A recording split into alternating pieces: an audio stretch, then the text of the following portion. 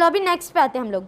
Ramaswamy Naicker, he was born in Erode, a city in Tamil Nadu in 1879। Underline कर लो, he was born in Erode, a city in Tamil Nadu in 1879। Tamil Nadu कहाँ आता है? South India, south Indian थे। He began his work in 1920 as a member of the Congress। उस time पर सबसे बड़ा पॉलिटिकल स्टेशन कौन सा था इंडियंस के लिए? Indian national Congress. तो उन्होंने भी कांग्रेस से ही जुड़कर अपना काम शुरू किया।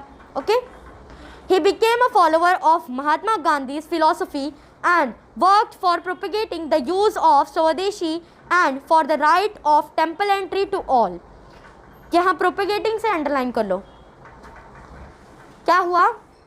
महात्मा गांधी के जो थॉट्स थे, जैसे अहिंसा और सत्याग्रह एंड ऑल, जो थॉट्स थे उनके, उसको इन्होंने बहुत अच्छे से फॉलो किया, उसको समझा, पढ़ा, फॉलो करने लगे।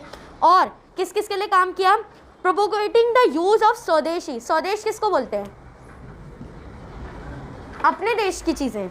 स्वदेशी चीज़ें अपने देश की, विदेशी बाहर की।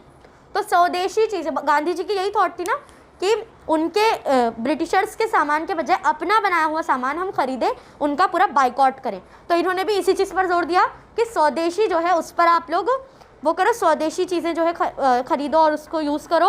और temple entry, again caste system, temple entry उन्होंने सबके लिए पॉसिबल करवाई कि जो टेम्पल में जो सिर्फ ब्राह्मण्स को, जो अपर क्लास है उनको एंट्री है, उसको कैंसिल करके सबको टेम्पल में एंट्री मिलनी चाहिए। He participated in the Vaikom satyagraha in Travancore. Vaikom satyagraha से अंडरलाइन करो, Vaikom satyagraha in Travancore against untouchability. He started स्वाभिमान आंदोलन इन तमिलनाडु। Started स्वाभिमान आंदोलन in Tamil Nadu, underline it. He fought against the Varna system and child marriage. People began to address him as Periyar, great soul, because of his famous work. He was a great speaker and author. He took a radical position on the issues like women's rights and family planning. Vaikom satyagraha हुई, कहाँ पर हुई? कहाँ हुई? त्रावणकोर। त्रावणकोर भी ना south India का एक पार्ट है, ठीक है, याद रखना। वहाँ पर एक सत्याग्रह हुई जिसमें इन्होंने पार्टिसिपेट किया। और वो सत्याग्रह किसके लिए अगेंस्ट में थी? अनटचेबिलिटी के। देखो अभी सबसे ज़्यादा फोकस जो है कास्ट सिस्टम पर ही है, क्योंकि सबसे ज़्यादा यही चल रहा था अभी इंडियन सोसाइटी में। एक तो वुमेन की प्रॉब्लम थी, दूसरा कास्ट सिस्टम। तो ज़्यादा सत्याग्रह यही सबको लेकर है। रिफॉर्म्स ही चाइल्ड मैरिज पर रोकना है, कास्ट सिस्टम, वुमेन के राइट्स जो है उनको वो देने, यही सब चल रहा है। और फिर उन्होंने एक और आंदोलन स्टार्ट किया, वो क्या था? स्वाभिमान आंदोलन, तमिलनाडु में, साउथ इंडिया में। He fought against the varna system. Varna system is another name for caste system. Varnas का मतलब ही होता है कास्ट। तो वार्ना सिस्टम के अगेंस्ट उन्होंने बात की। चाइल्ड मैरिज, बचपन की शादी नहीं। People begin to address him as a Periyar, great soul. मतलब जो इतना अच्छे काम करेगा तो डेफिनेटली लोग उसको पसंद करेंगे। जिन लोगों के लिए काम कर रहे हैं, अभी जो बड़े लोग हैं, जो अमीर हैं, उनको तो ये सब चीज़ें गलत लगेगी ना, और जिनका फ़ायदा नहीं हो रहा उनको तो ये गलत ही लगेगा। बट जिनको इन सब चीज़ों से फ़ायदा हो रहा था, जो अनटचेबल्स थे, जो छोटे लोग थे, अपर क्लास नहीं थे, लोअर क्लास थे, उन लोगों के लिए तो ये क्या बन गए? एक मसीहा बन गए। पेरियार यानी मसीहा होता है, great soul. Because of his magnanimous work. Magnanimous मतलब कि बहुत ज़्यादा काइंड, बहुत जनरस होते हैं ना एकदम, मतलब बोलते हैं बहुत हम्बल, बहुत अच्छे काम। और एक्चुअली इनके लिए ये क्यों लोग और ज़्यादा, क्योंकि ये जनरस काइंड थे, but not only with untouchables, not only with Shudras, but also with the enemies. जो दुश्मन थे उनके साथ भी बहुत ज़्यादा काइंड थे, बहुत अच्छे थे, इसलिए लोग इनको बहुत ज़्यादा मानने लगे थे। He was a great speaker and author. बहुत अच्छी उनकी स्पीकिंग स्किल्स बहुत अच्छी थी, मतलब स्पीचेस वगैरह बहुत अच्छी दे सकते थे, बोल सकते थे। और एक अच्छे ऑथर थे, लिखना अच्छा जानते थे, बुक्स वगैरह अच्छी लिख सकते थे अच्छे से। उनकी राइटिंग्स बहुत अच्छी थी, तो लोगों में अवेयरनेस आ सकती थी। He took a radical position on the issues like women's right and family planning. उन्होंने एक और इशू को जो है आगे बढ़ाया। What was that? Women's right and family planning. Next कौन है? कमला देवी चट्टोपाध्याय।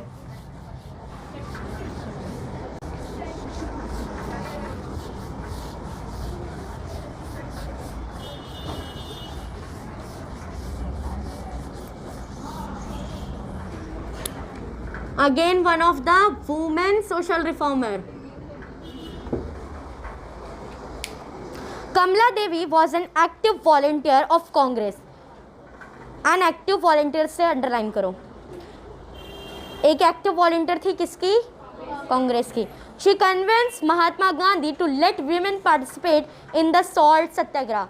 महात्मा गांधी की बहुत बड़ी सत्याग्रह थी ना, सॉल्ट सत्याग्रह, दांडी यात्रा, नमक का कानून तोड़ा था ना। तो कमला देवी वॉज द ओनली वन जिसने, ये एक ऐसी औरत थी जिसने महात्मा गांधी को कन्विंस किया था, उनसे रिक्वेस्ट की थी कि औरतों को भी आपकी जो सत्याग्रह है इसमें पार्टिसिपेट करने का मौका दो। She herself participated in the satyagraha. खुद भी वो इस सत्याग्रह, ऐसा नहीं कि बोल के खुद चली गई और बाकी सबको भेज दी जाओ जाओ पार्टिसिपेट करो, नहीं, खुद भी उस सत्याग्रह का पार्ट थी, ये खुद भी उसमें हिस्सा ली थी। She also was there. She work for women's right throughout her life. पूरी लाइफ अपनी किसके लिए लड़ी? विमेंस राइट के लिए। She organize demonstrations to draw attention to the problems of workers and farmers. She organize demonstrations मतलब कि इसने जो है, अब वर्कर्स और फार्मर्स जो थे उस टाइम पर, उनको जो है कोई गाइडलाइन तो मिलता नहीं था, मतलब कैसे काम करना है आपको, कैसे, मतलब जो चीज़ें आप कर रहे हो वो कैसे सही तरीका, क्या गलत, वो सब तो कुछ ऐसे टीचिंग तो थी नहीं। कमला देवी ने क्या किया था, इन लोगों को सिखाया था कि आपको काम करना है तो, क्योंकि काम तो सब करते हैं, बट काम को अच्छे तरीके से कैसे करना है जिसमें आपका टाइम बचे, आपकी मेहनत कम लगे, बट स्टिल आपका काम अच्छा हो। वो सब चीज़ इन्होंने प्रैक्टिकली डेमोन्स्ट्रेट किया, मतलब प्रैक्टिकली करके दिखाया उसको। जैसे हम लोग बोलते हैं ना डेमो दो एक, ये उसी से है, ये डेमोन्स्ट्रेशंस का ही शॉर्ट फॉर्म है डेमो। तो उन्होंने बल्कि बाकायदा उस चीज़ का डेमो दिया। She emphasize on justice to female agricultural labourers. जो फीमेल एग्रीकल्चरल लेबर्स थी, मतलब जो औरतें जो एग्रीकल्चर में काम कर रही थी खेतों में, अभी जैसे मोस्टली देखो औरतें ना कौन सी खेतों में होती, ऐसे तो औरतें सब जगह ही खेतों में काम करती है, बट स्टिल जो आसाम साइड का एरिया है इंडिया का, नॉर्थ ईस्ट, उस एरिया में ना चाय की खेती बहुत होती है, चाय कॉफ़ी ये सब ना, तो उसमें औरतें सबसे ज़्यादा काम करती हैं। तुम लोग ने देखा होगा वो लोग ऐसे टोकरी जैसा रहता है, वो सर से पूरा पहन के, और वो पत्तियाँ, तो वो क्यों औरतें ज़्यादा वहाँ होती है? क्योंकि जो चाय की पत्तियाँ होती हैं ना वो बहुत नाजुक होती हैं, बहुत नाजुक। अगर कोई आदमी के हाथ से उसको तोड़ा जाए ना तो वो आदमी का हाथ मजबूत होता है, वो उससे जो है औरत के, तो उससे क्या होगा, वो पत्तियाँ ख़राब हो जाती हैं।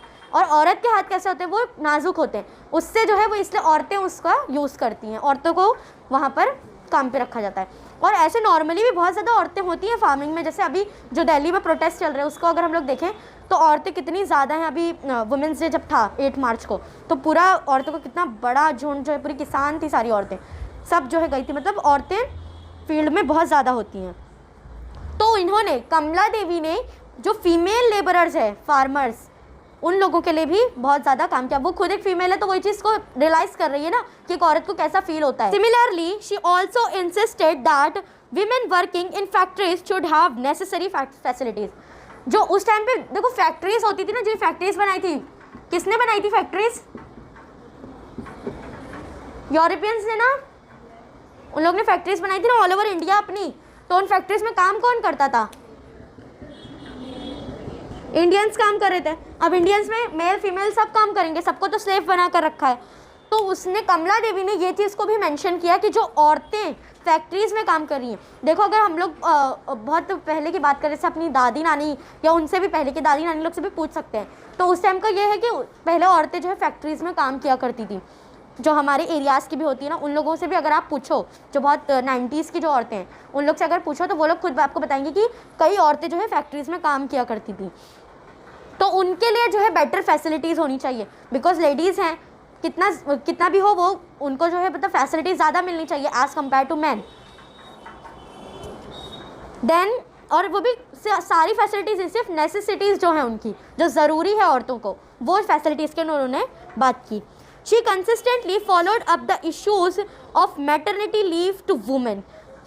जो इश्यूज थे, जैसे एक कोई औरत है जो अभी मतलब जिसका एक बहुत छोटा बच्चा है, लाइक अगर उसका 2 मंथ 3 मंथ्स का बेबी है, तो वो औरत को कितनी प्रॉब्लम होगी। अगर वो एक फैक्ट्री वर्कर है तो कितने उसको प्रॉब्लम होगी, उसका एक छोटा बच्चा है उसको भी संभालना है इवन, और वो भी फैक्ट्री में उसको काम करना है। फैक्ट्री में ऐसा थोड़ी था कि आप जो है अपनी शिफ्ट से काम करोगे, नहीं, उन लोग जैसे आपको बताएंगे कभी कभी तो पूरे पूरे दिन पूरी रात काम करवाते थे।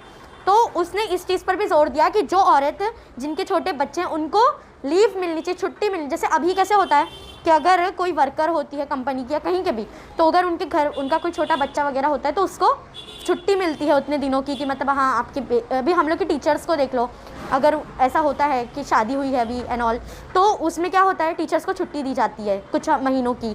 तो वो चीज़ पर कमला देवी ने एक जोर दिया था कि मतलब ये चीज़ औरतों को ये फैसिलिटी दी जानी चाहिए, उनको जो है लीव मिलनी चाहिए ताकि वो अपने फैमिली को ध्यान से संभाल सके। बिकॉज मैन का क्या काम होता है, आदमियों को तो सिर्फ पैसा कमा के लाना है, बट औरतों को तो क्या था कि उनको घर भी संभालना होता था, बच्चों को भी देखना है एंड फैक्ट्री में काम भी करना है। तो इसके लिए उसको वो तो ऑफकोर्स वो ज़्यादा फैसिलिटीज़ डिजर्व करती है। तो इस चीज़ को उन्होंने मेंशन किया। Then underline it now, she was imprisoned for 1 year by the British for participating in the quit India movement. 1 year की क्या हुई थी, जेल हुई थी। किस लिए,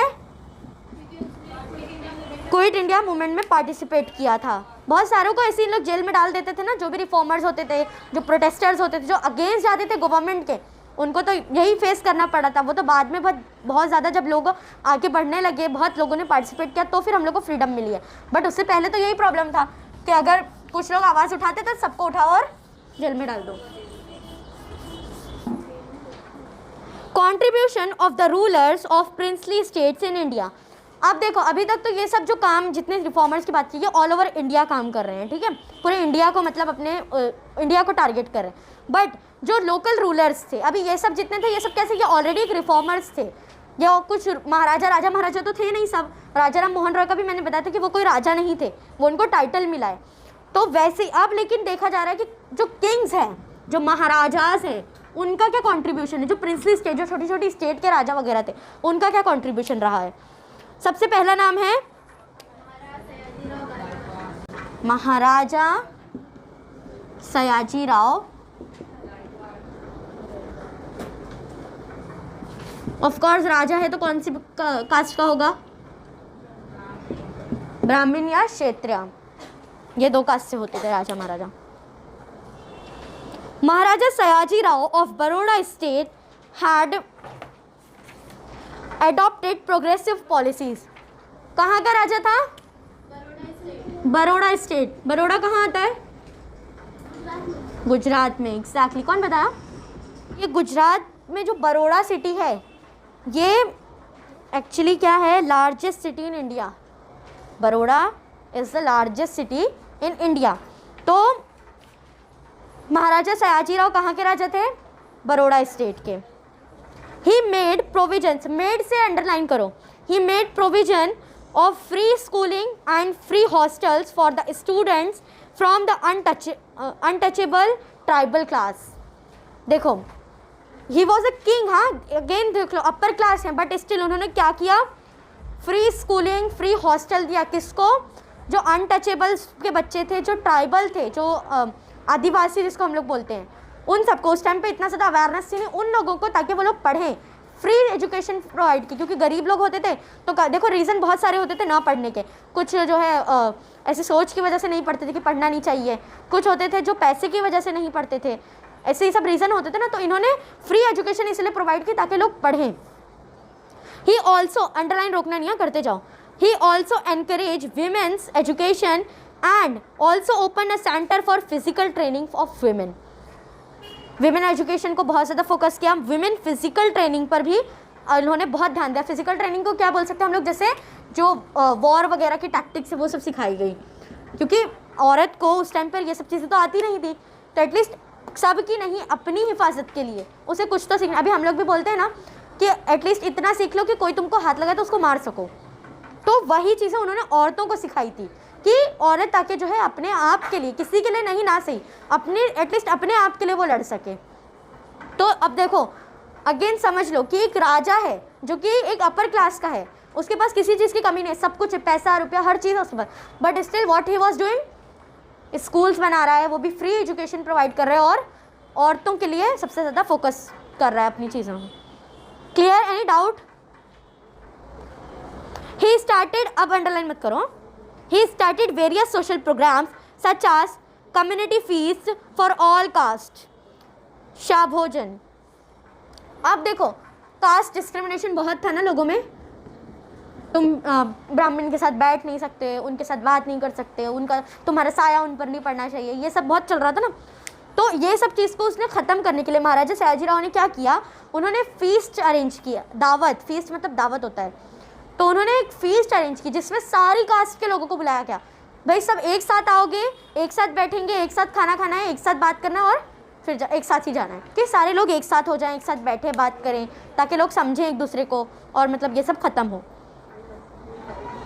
ग्राम पंचायत इन, अब अंडरलाइन करो, gram panchayat in every village, हर विलेज में क्या होगी, ग्राम पंचायत। लिटरेट ग्राम पंचायत मेंबर्स, ग्राम पंचायत के मेंबर्स जो होंगे वो लिटरेट होंगे, पढ़े लिखे होंगे। अभी ऐसे कोई भी उठकर नहीं ग्राम पंचायत का मेंबर बन जाएगा, नहीं, पढ़ा लिखा होना चाहिए। Library in every village, library रहती है तो क्या होता है, लोग पढ़ने जाते हैं, उससे इन्फॉर्मेशन बढ़ती है, बच्चों को बहुत सहूलत रहती है, तो लाइब्रेरी उन्होंने हर विलेज में बनवाई। कंपलसरी प्राइमरी एजुकेशन, अभी जैसे गवर्नमेंट ने ये पॉलिसी निकाली है ना कि 14 साल तक के बच्चों को पढ़ना कंपलसरी है, तो यही कंपलसरी एजुकेशन महाराजा सयाजीराव ने भी इम्प्लीमेंट करवाई थी। Compulsory physical training for boys and girls, सबके लिए फिजिकल ट्रेनिंग कंपलसरी कर दी गई कि कुछ भी हो आपको, लेकिन आपको कंपलसरी है कि आप फिजिकल ट्रेनिंग लोगे, मतलब ये सब वॉर टैक्टिक्स वगैरह सीखोगे। बैन ऑन चाइल्ड मैरिज, बचपन की शादी ख़त्म। विडोरी मैरिज, जो विडोज़ हैं, जो बेवा हैं, उनको दोबारा शादी करने की परमिशन दी गई, एंड एटसेट्रा, बहुत सारी चीज़ें ऐसी थी। He also provided courses based on agro industries for students from farmer families, जो फार्मर फैमिलीज़ के स्टूडेंट्स थे, जो फार्मर थे। अब देखो मोस्टली क्या होता है कि आप जो है अपना फैमिली बिजनेस लोग ज़्यादा प्रेफर करते हैं, पहले के टाइम पर तो बहुत ज़्यादा, अभी तो खैर नहीं होता इतना, बट पहले कैसा होता था, फैमिली बिजनेस है, लोग ज़्यादा उसी को फॉलो करते थे। तो अब अगर कोई फार्मर है तो उसका बेटा, उसके पास बहुत ज़मीनें वगैरह हैं और उसका बेटा चाह रहा है कि मैं भी फार्मिंग करूं, तो उसके लिए भी कि आपको फार्मिंग करना है तो करो, आपको कोई रोक नहीं रहा है, बट आपको पढ़ना होगा, क्योंकि मैंने बताया ना, करने सबको आता है, लेकिन उस चीज़ की क्वालिटी अलग होनी चाहिए करने की। खाना पकाना, अगर हम खाना पकाने की बात करते हैं तो खाना पकाना हम लोगों को भी आता है और एक शेफ़ को भी आता है, बट शेफ़ के और हमारे खाना पकाने में हमेशा फ़र्क क्यों होता है, वो स्किल्ड होता है, उसके खाना बनाने का स्टाइल, चलो बनाने का स्टाइल सेम हो सकता है, बट उसका सर्व करने का स्टाइल है ना, वो सब चीज़ें कितनी अलग होती हैं।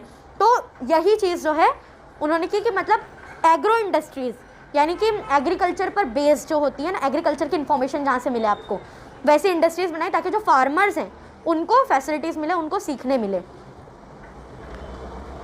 He passed a resolution for assuring a share in the ancestral property to married as well as widowed women, यानी कि उन्होंने एक और जो है चीज़ पास करवाई, वो क्या था कि उस टाइम पर देखो जो प्रॉपर्टी होती थी, अगर एक बड़ा फार्मर है, उसकी कई ज़मीनें हैं और उसके कई बच्चे भी हैं, मतलब 4-5 बेटे हैं, 3-4 बेटियां हैं। अब क्या होता था कि जब फादर की डेथ होती थी तो बेटे क्या करते थे, सारी प्रॉपर्टी अपने अपने में बांट लेते थे, बहनों को साइड कर दिया, उनको कुछ नहीं मिलता था। और अगर विडो है कोई, जैसे अगर वो जो कोई भाई है, उसकी विडो है, उस भाई की डेथ हो गई है और उसकी विडो है, अभी उसकी बीवी है, बट इन लोग क्या करते थे, विडो को तो एकदम ही अलग कर दिया, भाई नहीं रहा तो उसको भी कुछ नहीं। तो महाराजा ने इन सब चीज़ों पर बैन किया कि अगर प्रॉपर्टी है और तो उसमें से हिस्सा सबको बराबर बराबर का मिलेगा, जैसे भाइयों को, बहनों को, फिर जो विडोज़ हैं उनको सबको देना होगा आपको, ऐसा नहीं कि आप पूरा एक साथ हड़प कर लो, नहीं। तो उस सब चीज़ पर राजा ने फोकस किया, इवन स्ट्रिक्ट एक्शन लिया था इस सब चीज़ों पर, जो इनके अगेंस्ट गया उस पर एक्शन भी लिया। देखो आप कोई भी रूल को कब फॉलो करोगे, जब आपको डर होगा कि उसकी पनिशमेंट है।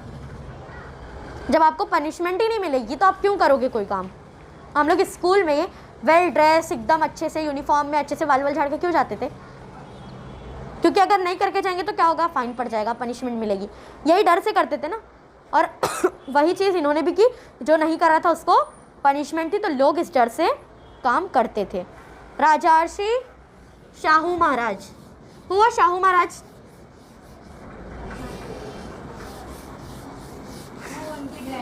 अरे बाबा, एक ही शाहू महाराज है क्या पूरी दुनिया में? अरे तो हम लोग मराठास की बात कर रहे हैं क्या? क्या है इधर? The ruler of the princely state of Kolhapur Rajarshi Shahu Maharaj supported doctor Babasaheb Ambedkar leadership. ये दूसरे शाहू महाराज है, पहले ही सुन लो, बिकॉज ये मराठास वाले नहीं, मराठास वाले को तो बहुत पहले टाइम चला गया ना, ये तो बी आर अम्बेडकर के साथ हैं, तो ये दूसरे शाहू महाराज हैं। कहाँ के राजा थे ये? कोल्हापुर।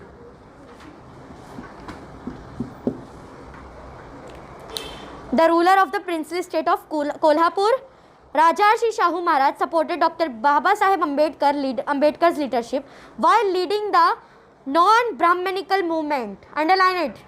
non-Brahminical movement मतलब ब्राह्मण्स को इन लोगों ने अपोज किया था, क्योंकि एक्सप्लॉयटेशन कौन कर रहा है? ब्राह्मण ही करेंगे, बिकॉज क्यों? वो अपर क्लास हैं।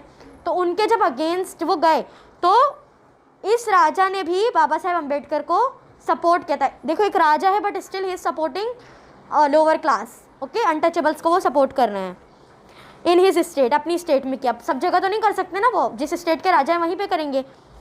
ही made a public declaration of reservations and pass a resolution for free and compulsory primary education. Public reservation दिया गया। रिजर्वेशन कैसा होता है? जैसे कुछ सीट्स रिजर्व कर दी गई हैं, उस पर जो है अभी जैसे क्या होता था पहले कि जितनी पढ़ने वढ़ने वाला काम था ये सब कौन करते थे? अपर क्लास के लोग, है ना, लोअर क्लास को ये सब नहीं। तो राजा ने क्या किया, अब जैसे 100 सीट हैं पढ़ने के लिए, तो उन्होंने क्या कि 100 में से 50 जो है वो अनटचेबल्स को दे दी, बाकी जो है अपर क्लास ले लें। तो अब वो बाकी की जो 50 सीट्स हैं जो अनटचेबल्स को दे दी गई है, अब उस पर कोई ब्राह्मण वगैरह तो आके बैठ नहीं सकता। तो इससे क्या हुआ, जिनमें पढ़ने की चाहत थी, जो लोअर क्लास के थे और उनको पढ़ना था, उनके लिए अच्छा हो गया, है ना, उनको अच्छी जगह पे पढ़ने मिल रहा था। तो ये चीज़ उन्होंने इम्प्लीमेंट की, रिजर्वेशन दिया और कंपलसरी किया। क्या कंपलसरी किया? प्राइमरी एजुकेशन, जो बेसिक एजुकेशन है वो एकदम कंपलसरी हो गई, ठीक है। Then he also very strongly से अंडरलाइन करो, he also very strongly opposed the customs of roti bandi, restriction on eating together। किसको अपोज किया? कस्टम ऑफ रोटी बंदी, जहाँ पर 2 अलग अलग कास्ट के लोग एक साथ बैठकर खाना नहीं खा सकते। इसको अगेंस्ट, इसके अपोज किया, बहुत अच्छे से, बहुत स्ट्रिक्टली अपोज किया। एंड बेटी बंदी, restrictions on intercaste marriages. Intercaste marriage मैंने बताया था कि एक कास्ट के लड़के की दूसरी कास्ट की लड़की से शादी होना, या एक दूसरी कास्ट की लड़की से एक दूसरे कास्ट की लड़की की शादी होना, तो उस पर भी इन्होंने बैन किया कि इंटरकास्ट मैरिज अलाउड है। आप एक ब्राह्मण की एक शूद्रा से शादी करवा सकते हैं, एक शूद्रा की एक ब्राह्मण से शादी करवा सकते हैं। And vyavasay bandi, restriction on practising occupation other than the ancestral occupation of one's caste. मैंने बताया ना, ऑक्यूपेशन पे रेस्ट्रिक्शन था, आपको वही जॉब करनी है जो आपके एंसेस्ट्रल जॉब है, मतलब आपके जो बाप दादा से चली आ रही है जॉब, वही आपको जॉब करनी है, आप कोई और जॉब नहीं कर सकते। तो ये चीज़ को चेंज किया। अभी देखो, अभी ये चीज़ चेंज है ना, कोई अगर दलित फैमिली का लड़का होता है, लड़की होती है, उसकी फैमिली चलो गरीब है, उनके माँ बाप इतने पढ़े लिखे नहीं है, बट लड़की क्या होती है, कॉलेज में पढ़ती है, जॉब करती है। बट उस टाइम पे कैसा था, जैसे महात्मा ज्योतिबा फुले की बात करें हम लोग, तो महात्मा ज्योतिबा फुले पढ़े लिखे तो थे, उन्होंने पढ़े थे तभी तो दूसरों को पढ़ा पाए, अपनी वाइफ को पढ़ाया, लड़कियों को पढ़ाने की कोशिश की, तो वो पढ़े लिखे थे। But what was he doing? Phule उनके नाम के साथ क्यों लगता है? इनका काम क्या था पता है? जो मंदिरों में जो ब्राह्मण्स होते थे ना, उनको फूल वगैरह बेचते थे ये लोग, इसलिए इनके नाम के साथ फुले लगता है। तो ये इनका एंसेस्ट्रल ऑक्यूपेशन था, मतलब इनके बाप दादा से यही काम चला रहा था, सब यही करते थे। तो देखो, इसीलिए पढ़े लिखे थे, बट क्या काम करना पड़ा उनको? वही फूल बेचने का काम जो उनकी फैमिली कर रही थी। तो ये सब चीज़ें जो है पहले के उसमें कॉमन थी। बट ये राजा जो थे, क्या नाम है, राजर्षि शाहू महाराज, इन्होंने इस चीज़ पर भी रेस्ट्रिक्शन लगा। अगर आप में क्वालिटी है, आप उतने पढ़े लिखे हो, आप कर सकते हो, तो आपको कोई फोर्स नहीं करेगा कि आप उसी जॉब को करो, आप जो अपनी मर्जी की जॉब चाहो वो कर सकते हो। आप अगर एक शूद्रा हो और आप चाह रहे हो कि आप एक प्रीस्ट बन जाओ, तो आप वो भी बन सकते हो। शूद्रा हो, चाह रहे हो कि एक अच्छा प्रोफेसर कुछ बन जाओ, वो भी बन सकते हो। जो आपको करना है वो करो। He made a law for intercaste marriage, law बनाए गए किस लिए? इंटरकास्ट मैरिज के लिए। People in his state were permitted to choose any occupation. इनके स्टेट में क्या था? लोग कोई भी ऑक्यूपेशन, कोई भी पेशा चॉइस कर सकते थे जो उनको करना है अपनी मर्जी से। Thus, all of these social reformers created a positive picture for the future of our country. एक पॉजिटिव पिक्चर इन्होंने पेश की थी, एक पॉजिटिव पिक्चर दिखाई थी कि अगर हम ये सब चीज़ को फॉलो करें तो कंट्री की हालत जो है सुधर सकती है, कुछ और हो सकती है, बदल सकती है। It was necessary to build a society with firm intellectual and rational base for obtaining freedom from the British rule. British rule से एक्चुअली ये सब किसकी तैयारी थी? ब्रिटिशर्स से तो आज़ादी चाहिए थी। और आज़ादी कब मिलती? जब आपको पता चलता कि आप स्लेव हो, किसी के गुलाम हो, तभी तो आपको पता चलता ना कि हमको आज़ादी भी चाहिए। जब आपको मालूम ही नहीं कि आप गुलाम हो किसी के, तो आप क्यों आज़ादी मांगोगे? तो इन्हीं से लड़ने के लिए ये सब चीज़ें हो रही थी कि पहले सोसाइटी इतनी अवेयर हो जाए सब चीज़ को लेकर, तो फिर हम लोग इनसे लड़ पाएंगे ना। और इनका तो काम ही है डिवाइड एंड रूल। तो अगर हम लोग ही एक दूसरे से लड़ते रहेंगे, ऐसे सब चलता रहेगा, तो ये लोग तो रूल करते जाएंगे, हम लोग कुछ कर ही नहीं पाएंगे। तो इसके लिए सबसे पहले सोसाइटी को सुधारा जा रहा है, फिर ब्रिटिशर्स के पास जाएंगे। In the next lesson we are going to learn about the freedom movement of the Indians. Freedom movement क्या था? कि कुछ भी डाउट है अभी पूरे चैप्टर से?